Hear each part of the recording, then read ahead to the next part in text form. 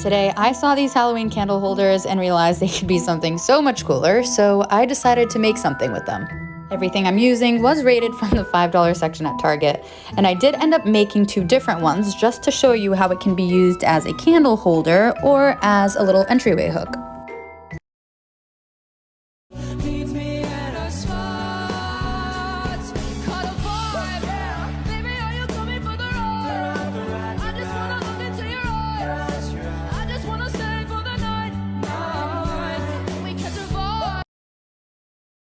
Today we're going to be making some cute DIY ghosts. Stick a styrofoam ball onto a tomato cage, wrap it with lights, throw a sheet over it, and then add little eyes. You can display these indoors or outdoors in a covered area. You'll never get a second chance. Plan all your moves in advance. Stay dead, stay dead, stay dead, stay dead and out of this world. Run fast, don't stand in the sun. There's too much work to be done. You're down, you're down, you're down, you're down and out of this world. She ain't got no money, her clothes are kind of funny, her hair is kind of wild and free. Oh, for love rose, where my rosemary goes.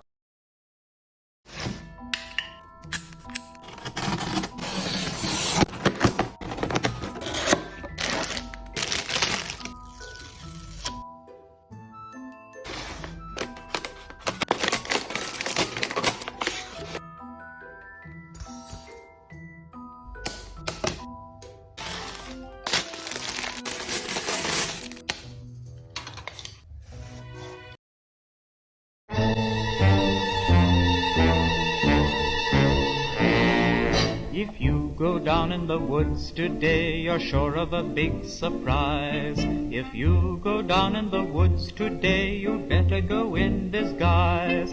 For every bear that ever there was will gather there for certain, because today's the day the teddy bears have their picnic.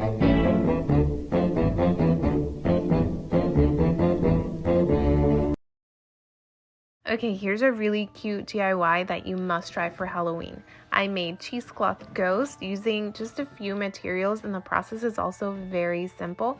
You are going to layer your cloth over a balloon and vase and let it dry for 24 hours.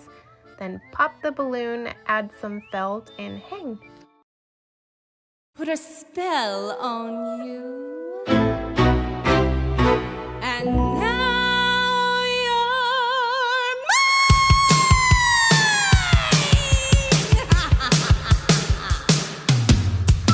Hello, Salem. My name's Winifred. What's yours? I put a spell on you, and now you're gone so long. I'm going to show you exactly how I made this crystallized skeleton hand. It is so easy. So the first thing you're going to do is fill a pot of water and have it boiling over the stove top. Once it's boiling, turn the heat off completely, but leave the pot where it's at. Then you're going to pour in half a box of borax and stir it until it's completely dissolved. Then you're just going to place your object in there, put the lid on it until overnight.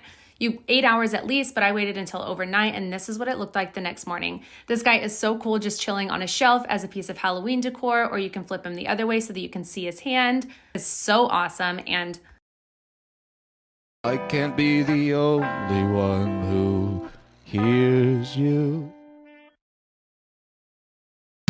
Tears falling down at the party, saddest little baby in the room.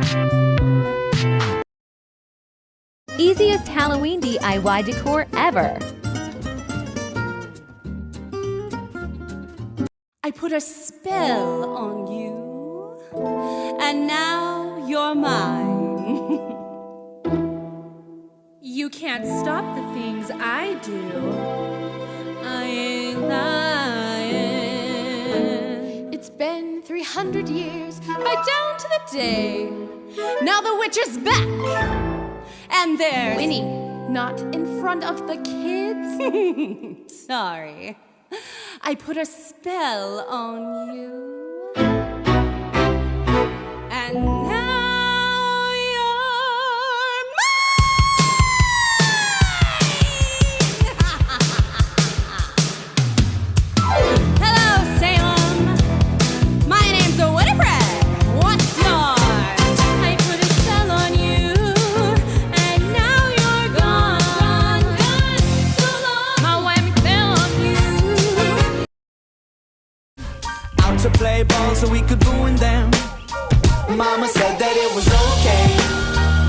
Mama said that it was quite alright. Our kind of people had a bed for the night, and it was okay.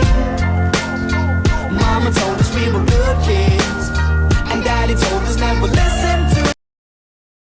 Here's the story of how I made this extremely unnecessary giant spider for Halloween and went from making cute DIYs a few years back to terrifying the neighbourhood children. I started with this exercise ball from Kmart and I stuck a balloon to the top with some duct tape and covered the whole thing with cling wrap. Then I coated the top half with spray on foam and I sprayed the whole thing down with water and waited 10 minutes, and then with gloves I patted it down. This is a really good technique for getting texture without needing to wait for it to dry and then shave the foam. At this point it has a really cool dough-like texture, and I left it to dry and flipped it over once dry and did the other side. Then once both sides were dry, I neatened it up with scissors and we went to paint it. Painting by hand was really painful, so I skipped ahead and I went and cut out 4 holes on each side of the spider's head like this, and I popped in some PVC pipe elbows. Here's how it looks with the 8 elbows in. Then I spray painted the entire thing, which was much faster and better. Then I cut up 8 pieces of PVC pipe. This technique for the legs I learned from the Wicked Makers. They make some awesome stuff for Halloween.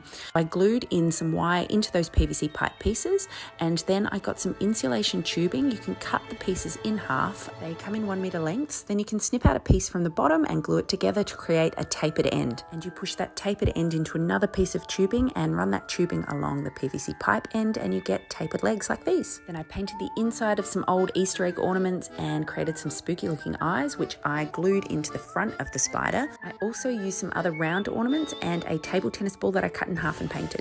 Then you just pop the legs into the PVC elbows and they can be removed at any time for easy storage. I painted the back red because I wanted her to be an Australian redback spider, and I sprayed the entire spider with a coat of clear acrylic. Then she was ready to hang.